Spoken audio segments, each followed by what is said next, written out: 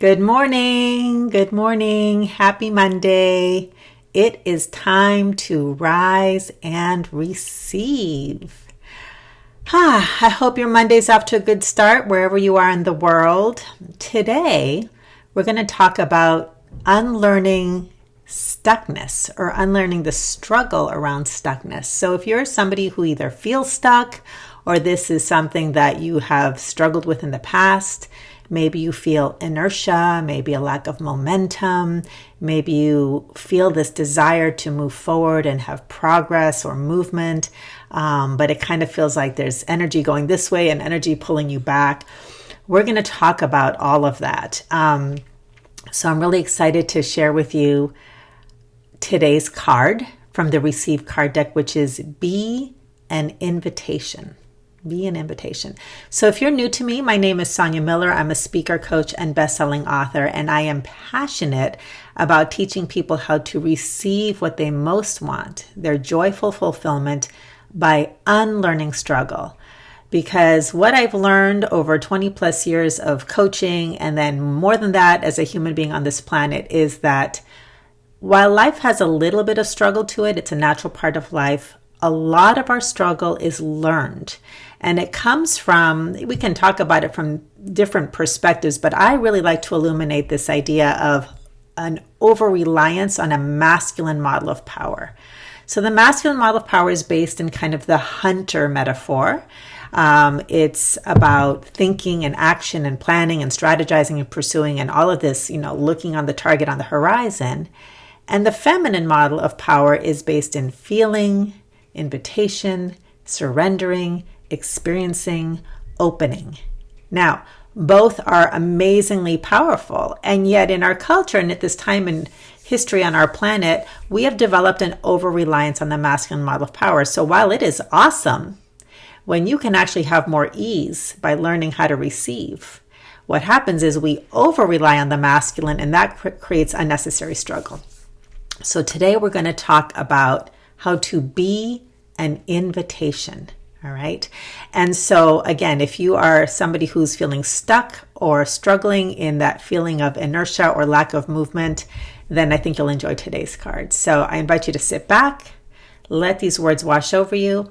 After I read the card, I'll unpack it a little bit and then send you off on your day with your willingness mantra, which activates the power of invitation, a way of opening up to receiving much more than you could ever imagine, left to your own devices, your own mind, and your own action. Okay, so here goes. Sit back, let this wash over you. So today's card, be an invitation. One of our most common experiences of struggle occurs when we feel stuck, stagnant, and unable to progress. This occurs when you feel a tension between a desire pulling you forward and your capacity to experience movement towards something you wish to create. As with all of life, there are cycles and seasons. There are natural times for various stages of creation. The time of potential, where seeds of possibility exist all around you, and you may or may not even know they exist. The time of planting, where you've received and embraced a particular seed and let it land in your awareness as something you wish to give life to. The time of presencing, where this delicate new life expands in presence as it takes root, bears fruit, and grows in power and potential. And the time of plenty, where this new life contributes its offering to the world in abundance. If you're aware of these cycles and work in harmony with them, life will provide you what you need as you need it in expected and unexpected ways. If, however, you're unaware of these cycles, you may struggle.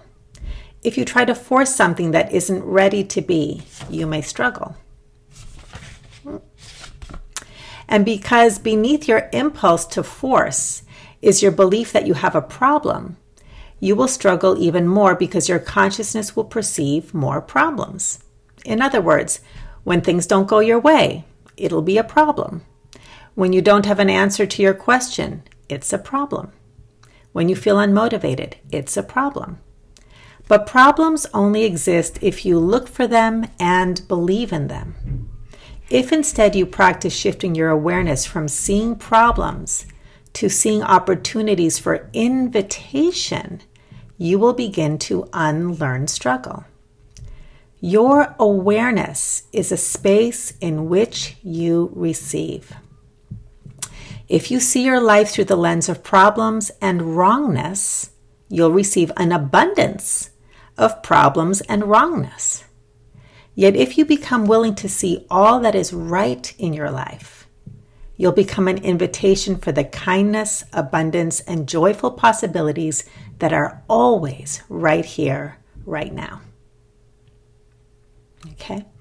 So being an invitation is a state of awareness. And one of the things I always talk about in all of my received teachings is what we're doing with receiving is we are training our awareness. It is not about mind control. It is about training our awareness. What are we aware of in any given moment? So with that, here's your willingness mantra for the day. I invite you to take it with you. And it is so powerful. It will shift your mood like this when you really, really take it on. Okay? So anytime you're noticing that you're in problem-solving mode or seeing problems in your life, stop, notice, and here you go. Practice this. I am willing to see all that is right in my life. I am willing to see all that is right in my life. Take it on. You cannot use these affirmations enough because you are training your awareness.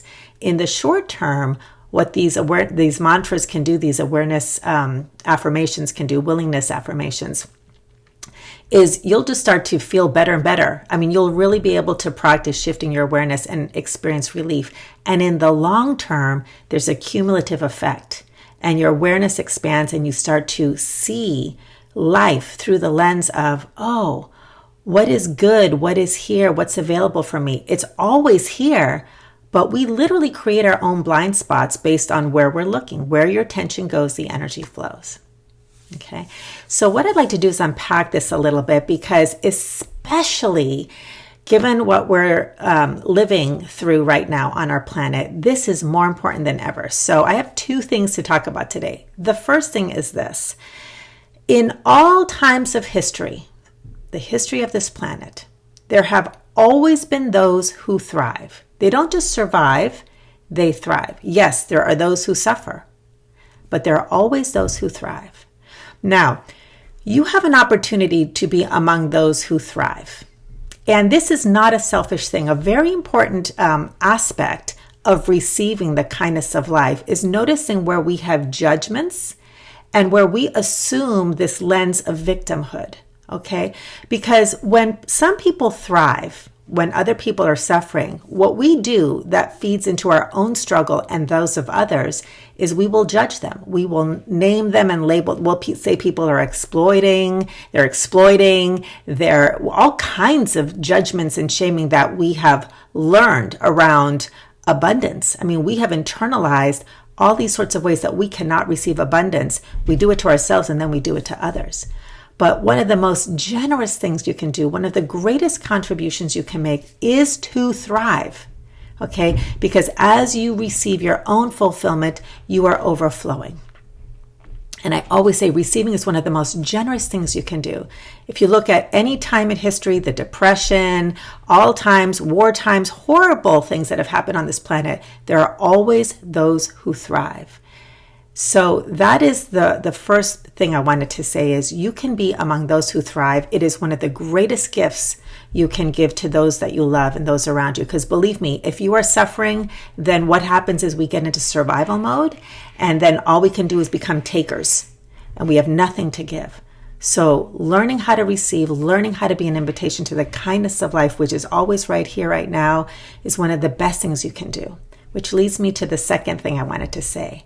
My invitation to you is to exercise your free will to choose where you're going to place your attention. Are you going to look at what is right in my life and keep inviting that over and over and over again? Or are you going to put your attention on all that is wrong in your life, or all that is wrong in the world, or all that is wrong in the media? Okay? Your free will is not about being able to control the conditions of your life. We can't control the conditions, but our power lies in where we direct our awareness. Consciousness creates your reality. Your awareness is the key to everything. And that's my invitation to you. And that's why I show up every morning here to hopefully inspire you and set you off on your day to activate the power of your awareness. It is everything. Your consciousness creates your reality. Okay, so I hope this is inspiring you. I hope that you spread the word, because this is how we can be contagious in a good way to the people in our world, and be a pebble in your pond. That is the feminine model. Be a pebble in your pond. If each one is a pebble in their own pond, we ripple, and that's the contagious effect of all that is good and kind in the world. That's what uplifts us all. So here's your mantra. I am willing to see all that is right in my life. All right. I hope you like this, share this, spread the word. It helps me serve those that I'm here to serve. And if you'd like more information, just look above or below for the links, and keep coming back. I will see you bright and early tomorrow at the next Rise and Receive. Bye, everybody.